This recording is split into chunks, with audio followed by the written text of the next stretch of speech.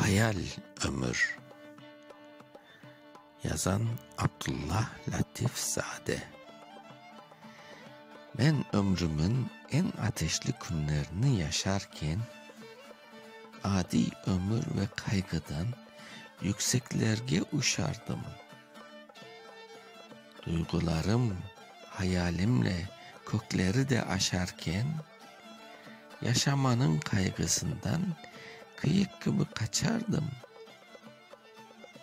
Bütün ömrü pembe ve al bir gözlükle bakar da emellerim, dileklerim çiçeklerle işlerdim.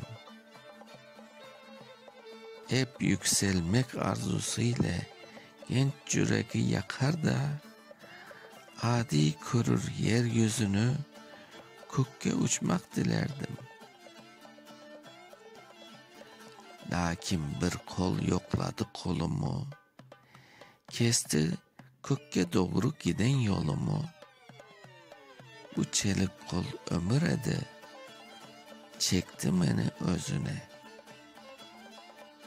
Zayıf edim, sendeledim, bir düştüm, bir doğruldum.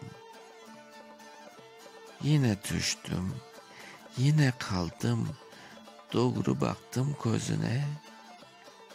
Nazarları korkunç edi, titredim ve yoruldum. Sonra biraz gülümsedi, kulağıma söyledi.